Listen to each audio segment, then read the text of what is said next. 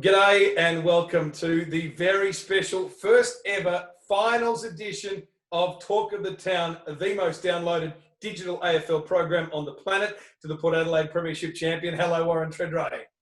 What are you doing? Hello, and what are you doing? Are you formal? It is finals time, which means the tie comes out and I just take things to the next level sartorially. Sam McClure is the chief football reporter for the Nine Network. G'day, Sam. Sebastian, that hair of yours is a work of art. I could not get my hair like that if I was in the bathroom in front of the mirror for an hour, and we all know that Treaders couldn't either. Well, No, that's true. That's a fair point. Okay, let's start with the week off, gentlemen. The bye week, it's been around for a while now. Some clubs use it very well. Did you enjoy the week off, Sam? I love the week off. I think it's great. We've got football. We've got so much football all of the time, and yet people are complaining about having a week off. Yes, it's new, but that doesn't mean it's bad. And I don't like this theory that just because it worked okay for 100 years, that it's going to work okay for another 100 years, when on the other hand, the game is changing the rules left, right and centre so that we can make it more attractive for television audiences. Come on, everyone. I mean, the week off gives the opportunity for players to rest up. It gives injured players the best chance to get back. And yes, I know that Richmond supporters still complain that in 2018 they were half asleep in the prelim against Collingwood because they had too much rest. Let's be honest. Treaders, that's not a good enough excuse. The best teams usually win because they play the best footy. Yeah, I agree with most of those points, but not your first point, which was your main point, Mr. McClure. What I will hold you back here is I think the only reason I don't like it is it breaks momentum and it also disadvantages the teams that win this weekend, the qualifying final teams who then earn another week off. So they head into a home or a grand final playing two games in almost a month. I think they're too rested. They're too rested. No. It's not about rest, mate. Football's not about rest. Yes, if you've got an injury rest, but it's about body conditioning. You actually thrive on the hit out. And I can tell you late in my career when I had injuries, it was almost like, we'll give you a day off collisions. No, it actually does worse for you. Your body craves that. So you want continuity in your training program. That's where I sit there and go, that's why I think the Western Bulldogs, they were marvellous a few years ago, 2016 when they won it. I think it actually helped them by playing knockout finals every week after having that week off.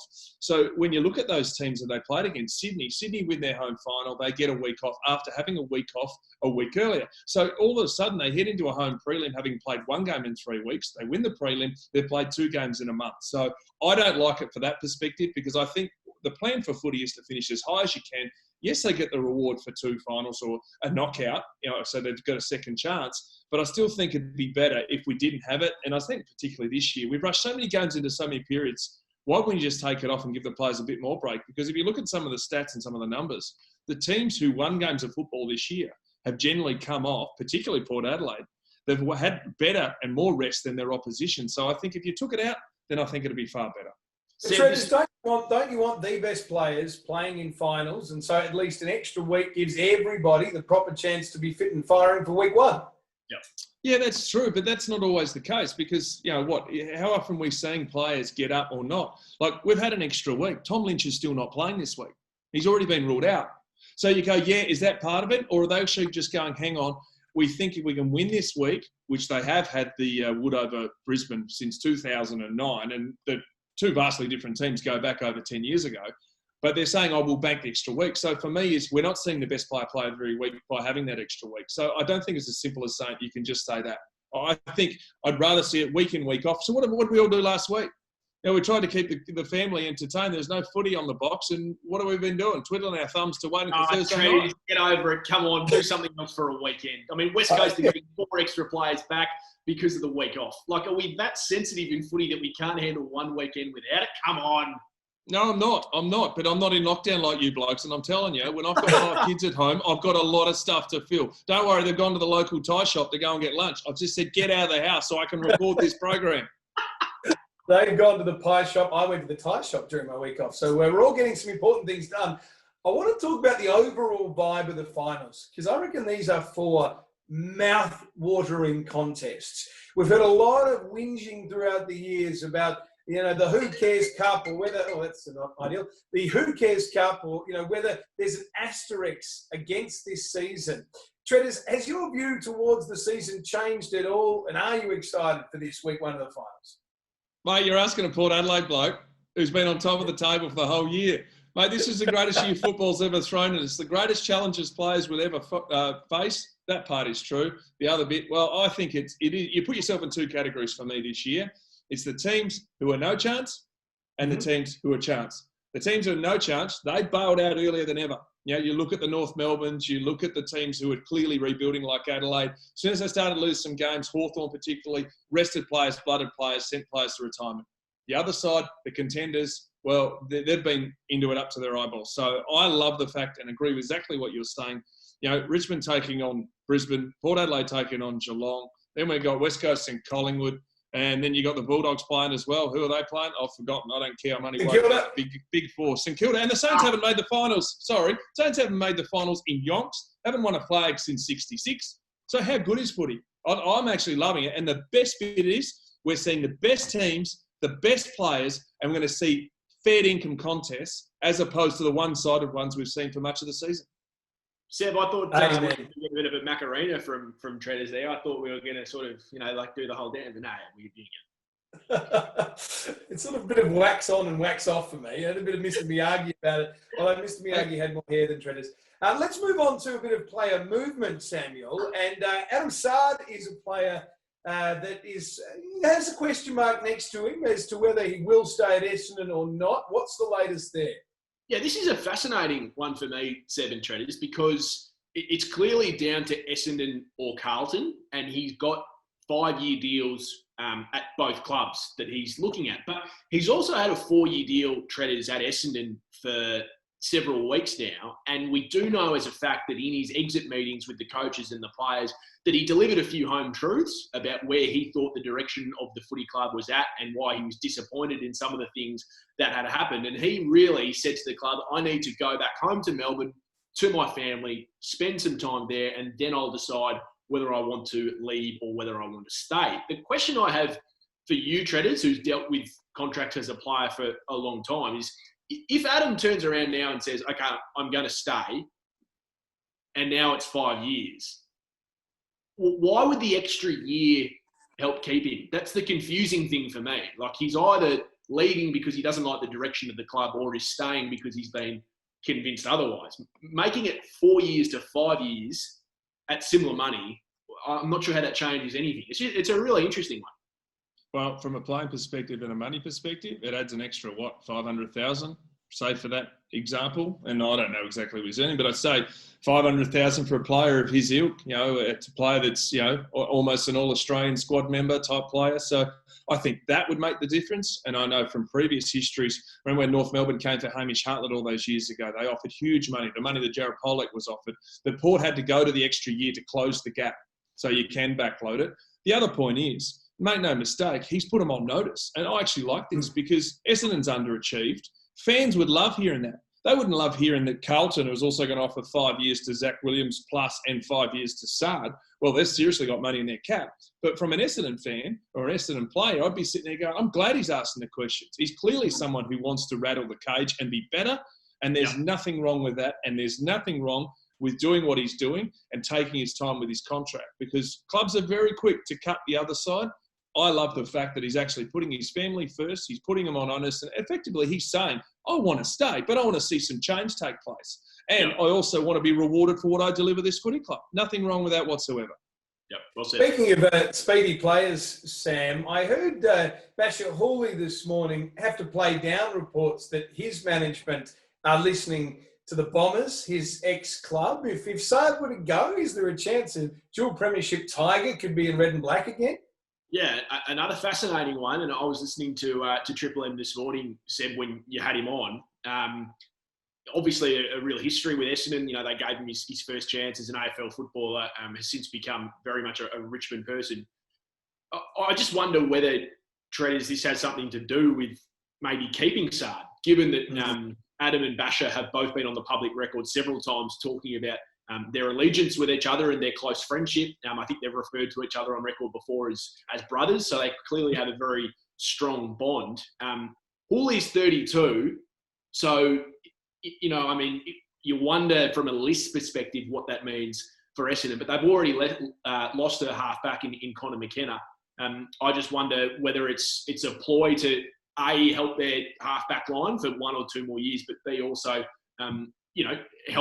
help Saad stay, because we have seen previous examples before. The most recent one, probably Lincoln McCarthy going to Brisbane at the same time as one of his best mates, Lachie Neale. Yeah, I think there's merit to it, but also, too, let's not ignore the fact that Hawley is a superstar player. He's an All-Australian. He's a multiple premiership player. He brings an amazing amount of footy IQ with him. He's a solid citizen, committed to his religion. We also all know how he's put that almost and family in front of his footy. I think if you put him, and this is, don't want to annoy Richmond supporters because he is embedded in Richmond, but in the moment he's not. If you're looking in Essendon and go, who can we get? We can complement our list for one, for maybe a couple of years of playing football, and then 2, we could include him in our football program in a development phase, the community phase. I think it'd be a smart piece of business. I know the on-field business is what he'll offer. The off-field business will be far greater once his playing era is gone. And if it keeps a key player, as you said, like Saad, then it's smart business by the Essendon Footy Club. I like it. Speaking of the Essendon Footy Club, Treaders, I'm a Bombers supporter. I love Kevin Sheedy. Kevin Sheedy is iconic Essendon, and he's been at Essendon for a number of years as an ambassador. He's been there to gee up the fans. Well, he's now been appointed as a director, and I want to ask this really honestly. Will Kevin Sheedy, Essendon board member, do anything, or is this a little bit of a PR exercise? What's your take? Well, I think by saying that alone, he will be doing something. Whether it is PR, fans love him. He has had success in that, 4 premierships as coach over a 20-odd-year journey. So fans would be happy to say that. Who's on the board previously? I'm not privy to that at Essendon, but is there a football person on the board? Sometimes clubs struggle to get decent football people on their board. Okay, John Worsfold leaves. Ben Rutten takes the reins. What does Ben Rutten want? He wants a bloke on the board who knows what it's like to sit in the chair. He also wants to be able to pick the phone up to, and if you can pick the phone up to an AFL legend and a Hall of Famer and one of the greatest showmen, coaches, tacticians, promoters of the game, I think that can only help Ben Rutten going forward. I think it's a marvellous reason to do it. Sean Wellman is on the board, former premiership defender for the Bombers. Sam, what was your take on the move by incoming President Paul Brash to put Kevin on the board? Yeah, similar to Treader's, I think it brings Essendon's identity back just a little bit. And that's not to say that they've lost it, by the way. But, and Seb, you'll probably know this more than I as an Essendon guy, but I just reckon the Essendon we know now has lacked the presence that the Essendon I grew up with in the 90s and the early 2000s, who were, indestructible in a way, and everything would bounce off them. You grew up hating Essendon because they were so good and they were so professional in everything that they did.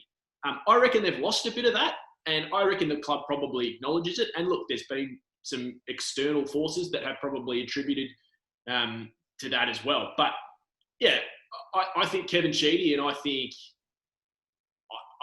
it's Essendon through and through. And the other point that Treaders makes is a really good one about, having a football person on your board. So are there any negatives to it? I don't think so. Yes. No, that's a good point. And I think to go to your point, Sam, one of the things I loved was Paul Brash's statement to members in which he said expressly, since the supplement saga, we've walked around head bowed and timid and apologetic to the AFL for what we did to the competition. It's essentially time that Essendon starts to throw its weight around again and starts wielding that stick that club can as one of the most successful in league history. So Paul Brash talking tough like that, I like very, very much. Hey, I wanted to just bring this to the table, guys. A little bit of Seb's mailbag. Just had an email come through to Talk of the Town headquarters. I did just want to read it. It says, Dear Talk of the Town team, I'm usually a fan of Kane Kroos' forthright opinions and diminutive physical build, but I was disgusted with his behaviour on the Sunday Footy Show this week, in which he introduced a clip from Talk of the Town and referred to it as Sam McClure and Warren Tredrea's show. Talk of the Town has 3 hosts. This oversight was unprofessional and a near sackable offence for Mr. Corns. Be better, Kane. Thanks, Dimitri Raftopoulos of Oakley. So, Mr. Raftopoulos, I think the point you have made is very well made, and I don't want to respond beyond just sort of maybe just make a little visual statement, that can go right. Hey, all I'll say is you're not the first or last to do that one. Oh, Warren, that is very... I actually haven't read it. Oh, it's just a cheapie at my former teammate. He probably wouldn't take it too well, though. But what was the guy's name, Mr.? The Dimitri Ravtopoulos of Oakley, it was. Dimitri, I love your feedback. I appreciate your feedback. But if I can add a little bit of constructive feedback, is Sam McClure is our newsbreaker. Seb Costello is the host. Thank you. And I'm just the bit part, No. player at the end. You are the credibility, Warren. Don't go underselling that. Now, back by popular demand, Seb's speedy segment, Triple S. I mean, if we didn't already know that it's Seb's show, Seb introducing his own segments named after Seb, including Triple S and Seb's Mailbag, and then write letters under pseudonyms. If we didn't know that it's Seb's show already, we now know. Yeah, absolutely. And Sam's Mailbag, where did that come from? Who had Sam's Mailbag for 30 years of the Footy Show? Doesn't ring a bell. Sam Newman. No, we didn't rip that off anyone. No, not at all. Not at all. Okay, let us get into this. The clock starts now. Sam, true or false, the AFL should have just got Mike Brady to the Gabba rather than have him sing at an empty MCG on grand final day. True, so true. Treaders, is Brett Ratton the coach of the year? He's up there. He's absolutely up there. If they end up finishing the top 4, yes, he is. What Treaders really wanted to say was no, Ken Hinkley is. Well, no. The coach of the year is the coach that wins the premiership. Yeah, for mine, every year. All right, Sam, true or false, Reece Shaw deserves another contract? Reece or Heath? Sorry, that'd be Heath Shaw. Yes. Heath Shaw. Deserving is different to whether he'll get one or not. I think anyone that plays, he played 325. Anyone that plays 200, anyone that plays 250, everyone's deserving of more in football. I don't think he'll play again, but I think he's had an esteemed career. But is Curly one? Yes. Oh, I thought you were going to make me answer that. I'm glad to move on. No, we can go back to the I'll go. Reece deserves another year from what North Melbourne's given him. Yep. And Heath, sorry, mate, you've had an unbelievable career. Fair enough. I'll finish off with this one. The time clock's running down. Sam, some clubs have been preparing for the Queensland conditions by dipping their balls in baby oil. Have you ever prepared by dipping your balls in baby oil? What? Is this live? Some clubs have been dipping their balls in baby oil to prepare for the Queensland. They're Sharons. You're confusing them. Sharons. Yeah. They're Sharons, yeah. What do you think I meant? They're footballs. I don't dip my Sharons in anything. That's a very good answer. Okay. Seb, I want to answer this. Whatever floats your boat, mate. Whatever floats your boat. You would dip your head in, Warren. My head's already been in baby oil. Look, it's shiny. Look at it. Let's talk about some of the other shenanigans that are going on around town. It's time for the Social Club, where we highlight some exceptional pieces of social media. A former North Melbourne enlisted player, Joel Crocker, here. I understand he's just having a few beers with a couple of ex-footballers, the likes of Tommy Sheridan and others. So when he's brought back the big tray, and, well, you're going to have to watch it to find out what happens next. Give us a spin. Damn. Give us a spin. Give us a spin. Winner's kiss. Give us a spin. There it is. Oh, no. Mate, who is that tattooed bloke? He's going to go back to the bar and refill it. There is no peripheral vision. There is no awareness. And when someone's walking so slow at a bar, surely they're carrying something of significance. Get back to the bar and shout. Have you guys got any mates or know people that have extreme carrying abilities when it comes to pints? I just don't. It's like a magic trick. Like some guys can hold 3 in each hand and come back with 6 pints, and I'm just I struggle enough with 2. Yeah, but you only got little baby hands. I've actually got very large hands, Warren, but most of my fingers have been broken, so they're all distorted. Little baby hands. I bet my hands are bigger than yours, you old man. Ouch, that really hurt. I want to know what you broke your. I don't want to know how he broke his fingers. You only write articles. Can't be that hard. Oh, I only write articles. That's nice, isn't it? To one of your own. Well, I mean, the next time that we start, that there are articles written about talking the town, it will be factions forming inside the camp. Yep, Seb and I against you. You'll be voted out if you keep that up. Yeah, probably true. Well, look, I'll count the numbers for you, Treaders. It won't take too long. The Port Adelaide Premiership champion, thank you for your time. I think you just sledged me that I'm dumb. That's not fair. Bye. No, I was more just being a bit of a factional numbers man. Now I'm Spirit Fingers. What is going on? Sam McClure is the chief football reporter of the Nine Network. Thank you for your time. You have been watching Talk of the Town. I hope your team wins their final this weekend. We'll see you next week.